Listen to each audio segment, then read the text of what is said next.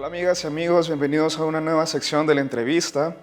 En esta ocasión tenemos un tema muy interesante que bueno, tal vez puede describir un poco la sociedad salvadoreña y cómo nos comportamos y cómo nos influencian este tipo de mensajes y contenidos que pueden reproducir diferentes tipos de violencia, ya sea en series, en películas, en canciones. Y para hablar de eso tenemos a Amparo Marroquín. Ella es investigadora, es catedrática del Departamento de Comunicaciones de la UCA y pues bueno, le agradecemos mucho su tiempo. No, muchísimas gracias por la invitación.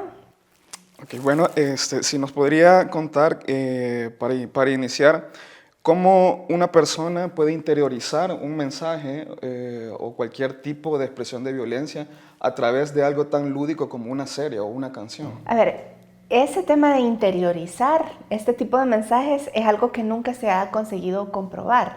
Es decir, parecería que más que el mensaje en sí, es el entorno lo que tiene más influencia sobre las personas. Es decir, si nosotros vivimos en un entorno violento y además consumimos este tipo de mensajes, el mensaje refuerza ese entorno violento y te normaliza muchísimo la situación. Me explico, es decir, no, una persona, digamos, lo que se ha demostrado es que si una persona no tiene el entorno violento y consume este tipo de productos, digamos una canción que habla de violencia, una película muy violenta, no necesariamente va a llegar a esto. Es decir, parecería que tiene que haber algo en el entorno que sea violento. Es decir, y no estoy hablando de un entorno como la sociedad salvadoreña que todos decimos, bueno, pero es que aquí somos muy violentos, ¿no? Es decir, si no, pensemos por ejemplo a veces en chicos en una secundaria de Estados Unidos que llegan a disparar. Normalmente no tiene que ver solamente con que consumían un videojuego que era muy violento, sino también que esa sociedad estadounidense tiene entornos violentos, tiene entornos que son racistas, que son clasistas, que son machistas. Entonces, normalmente la combinación entorno violento más consumo de productos, videojuegos, canciones, noticias de los medios de comunicación que son violentas, nos puede llevar a no solo a normalizar la violencia, sino a legitimar un comportamiento violento de nuestra parte. También, tal vez interiorizarla no sea la palabra, tal vez naturalizarla. Naturalizarla sí, definitivamente. Es decir, nosotros llegamos a tener como esta sensación de que eso es lo normal. De hecho, hace algunos años hicimos un estudio sobre el consumo de productos acá en el país, de productos de medios de comunicación, películas, series, música. Y una de las preguntas que nosotros hacíamos digamos, de la gente que nosotros encuestamos, había gente que era padre de familia. Y a nosotros nos interesaba ver un poco justamente la postura que tenían sobre el tema de violencia. Entonces lo que decidimos fue preguntar específicamente a los padres de familia, ¿usted censura en algún momento? O sea, usted le dice a su hijo, esta película no la puedes ver porque es muy violenta. O esta canción no la vas a escuchar porque es muy violenta. Entonces nosotros preguntábamos esto, pero nosotros preguntamos, a ver, ¿usted le tiene prohibidas cosas a los chicos? Y lo que nosotros descubrimos como respuesta de la mayoría de la gente que encuestamos era, sí, yo le prohíbo escenas de amor. Entonces, escenas, por ejemplo, que se están besando en una telenovela, eso no lo veas. En cambio, nos dijeron que, y esto ya fue más como en las entrevistas y en los focos, no en la encuesta, sino que nosotros volvimos a repreguntar esto en entrevistas y la gente nos decía, no, cuando hay, por ejemplo, un noticiero donde, digamos, en una colonia hubo una balacera de gente, yo llamo a mi hijo para que se siente y lo vea, para que vea por qué no tiene que salir. Entonces, digamos que la manera como las salvadoreñas y los salvadoreños nos hemos acostumbrado a consumir este tipo de noticias es como compleja, siento yo, ¿verdad? Es decir, resulta que censuramos escenas de amor y en cambio naturalizamos este tipo de espacios de violencia. Mire, es violento. Sí, y en ese sentido la censura, pues bueno, tal vez se podría argumentar de que se están censurando obviamente por el bien del crecimiento personal y de los jóvenes. Pero también se podría argumentar que esto es parte de nuestra vida, es parte de nuestra realidad y sería como ocultar esa parte. ¿Cómo ve usted ese? Claro, sí, es decir, a ver, no deberíamos, me parece a mí que el tema de la censura es un tema muy complejo. Los educadores que están trabajando ahorita, todo el tema de...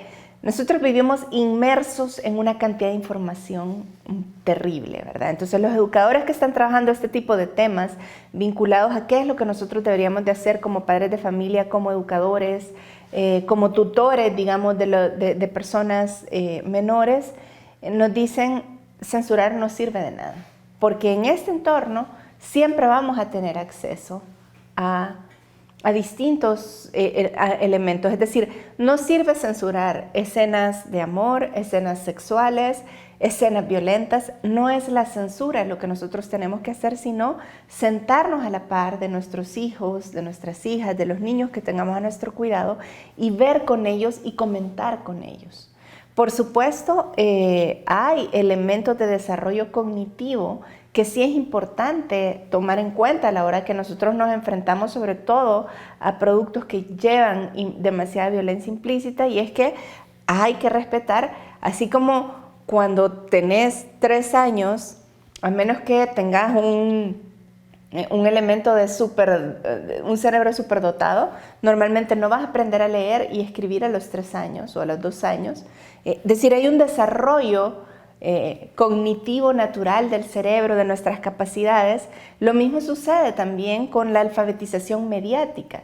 Lo que pasa es que nosotros sí tomamos mucho cuidado en el tema de leer y escribir, pero no tomamos cuidado de qué edades son las edades en las que la alfabetización mediática se va desarrollando. Es decir, en qué momento el niño sabe distinguir que este video que yo le estoy mostrando no es real. ¿Qué hago yo para que el niño se dé cuenta que este videojuego que es tan violento es un videojuego y que no estoy matando a ninguna persona realmente? Entonces, esa discusión como sociedad no la solemos tener. Tenemos la discusión sobre cuándo tenés que... Ahorita ya puedes leer un cuento, ahora ya puedes leer una novela. Incluso nuestro sistema educativo tiene un canon literario de qué es lo que nosotros vamos a leer en 6º grado, qué vamos a leer en 9º grado, qué vamos a leer en bachillerato. Pero no tenemos normado como canon educativo qué es lo que nosotros, en qué películas nos podemos iniciar, por ejemplo, en qué tipo de música nos podemos iniciar. Y todos estos son procesos cognitivos que afectan nuestro cerebro de cierta manera. Ahora bien, ¿usted qué tipo de violencias podría identificar, qué tipo de expresiones de violencia podría identificar en los contenidos que consumen los salvadoreños? Violencia de género, violencia física, ¿cuáles son las que más imperan y que más consumen los salvadoreños? Digamos, a ver, esto sería como una hipótesis porque eso no lo hemos estudiado, pero me parece a mí que en general en la música vamos a encontrar muchísima violencia de género. Casi cualquier tipo de música va a tener elementos implícitos de violencia de género, lo cual nos lleva a naturalizar y a normalizar o nos refuerza otra vez algo que en el ambiente está ya muy normalizado. Además de violencia de género, me parece a mí que en los productos más audiovisuales lo que nosotros vamos a tener es un tipo de violencia física más como la que de alguna manera difunde arquetipos guerreristas en nuestra sociedad, ¿no? Es decir, ¿cómo solucionamos los problemas? Los solucionamos a través de golpes. ¿Cómo solucionamos un problema? Lo vamos a solucionar sacando una pistola. Y eso nosotros lo podemos ver que termina reproduciéndose en muchos espacios de nuestra sociedad. Es decir, la gente puede celebrar que alguien resuelva una diferencia golpeando a la otra persona, o la gente va a celebrar que las autoridades resuelvan los problemas sacando armas. Y eso tiene que ver, otra vez, no solamente con lo que consumimos en los medios, pero los medios nos permiten normalizar y nos permiten naturalizar, volverlo como muy normal, que esta es la manera de resolver problemas. Okay. Tal vez si podríamos profundizar también un poco más en la alfabetización mediática, sería un concepto que se debería de incluir en el sistema educativo, ¿no? De ¿Cómo podría usted o qué recomendaría de cómo podría incluirse? ¿Qué elementos se deberían de tomar en cuenta? A ver, la alfabetización mediática de hecho está incluida en los planes de estudio de muchos países, sobre todo en los países anglosajones. La alfabetización mediática se empieza a estudiar desde la primaria, aproximadamente desde el primer grado, cuando los niños ya saben leer y escribir. Llevan al mismo tiempo procesos de alfabetización, digamos, tradicional, lo voy a decir así, de lectoescritura, y llevan procesos de alfabetización mediática en donde los niños aprenden a hacer un noticiero, a hacer una entrevista, aprenden a trabajar con la cámara, ya sea que las escuelas tengan cámaras o cámaras desde los celulares, aprenden, es decir, ¿y esto qué es lo que les permite esto? A ser más críticos frente a las publicaciones de los medios de comunicación. Nosotros estamos viendo cómo las redes sociales y todo este tipo de espacios están de nuevo propagando noticias falsas, están instalando creencias que no son verdaderas. A veces pensamos, por ejemplo, que no me tengo que ir a vacunar porque en la vacuna me van a poner un chip y entonces hay una prueba de un imán acá que me hace... Es decir, y esas son, otra vez, en la medida en que nosotros creemos todo lo que circula, o por ejemplo me dicen, no, es que mira, tenemos una dieta, Amparo, con la que sí vas a rebajar. Lo que tenés que hacer es dejar de comer y en la noche te comes un terrón de azúcar durante 5 noches. O sea, me va a dar un shock hipoglucémico, seguramente rebajo, pero porque voy al hospital. O sea, pero hay mucha gente que tiende a creer este tipo de información. ¿Por qué? Porque no sabemos cómo funciona esta información, de qué manera circula, a quiénes beneficia. Y otra vez, ¿verdad? Es decir, la industria de los videojuegos, ¿a quién beneficia? ¿Por qué vende más un videojuego violento que un videojuego que no es violento? Es decir, ese tipo de discusiones son las discusiones del plan de alfabetización mediática. La UNESCO tiene ya muchísimos años trabajando esto y tiene planes, propuestas, clases montadas para los profesores que quieran trabajar esto. A mí me parece en efecto que si se hiciera una reforma educativa desde el área de ciencias sociales sería un espacio ideal para añadir este tema, así como hemos añadido temas que son muy urgentes como el tema de la migración, por ejemplo. El tema de la alfabetización mediática sería, me parece a mí, un tema ideal para abordar muchos de estos temas como este que estamos abordando hoy. Okay, bueno, para finalizar, si me podría explicar cuál es esta relación entre la industria y la audiencia. Si la industria le da a la audiencia, si la industria le da lo que él quiere imponer o lo que ella quiere imponer, o da lo que la audiencia pide. ¿Cómo se da esa dinámica? Ahí hay una discusión larga. Hay gente que ha estudiado muchísimo esto. Para la gente que le interese, hay un francés que se llama Alain Martel, que escribió un texto que se llama Cultura Mainstream, y Alain Martel se fue a estudiar Hollywood, Nollywood, que es el de Nigeria, Bollywood, que es el de la India, y también industrias emergentes de producción de este tipo de contenidos para revisar. Entonces, digamos, de alguna manera lo que Alain Martel va a señalar es que tenemos como procesos en ambas direcciones, ¿verdad? Es decir, las industrias cuando ya están muy consolidadas, por supuesto que influyen en sus audiencias. Hay ciertas temáticas que a las industrias les interesan meter. Seguramente la gente que nos está viendo, por ejemplo, se ha dado cuenta que las películas de Disney han cambiado la manera como nos presentan a las princesas. Es decir, ya no son princesas, no sé, ya no son la bella durmiente que solo pasa dormida y se despierta con un beso y chao, y esa es la princesa. Sino que ahora, por ejemplo, está Brave, que es una niña que todavía no se quiere casar, que ella es muy buena con la flecha. Entonces, esa es una agenda intencionada que Disney ha decidido meter porque se está comprometiendo con un enfoque de género en donde hombres y mujeres podemos tener las mismas capacidades, los mismos derechos, etcétera. Pero al mismo tiempo también tenemos un espacio que es de la audiencia hacia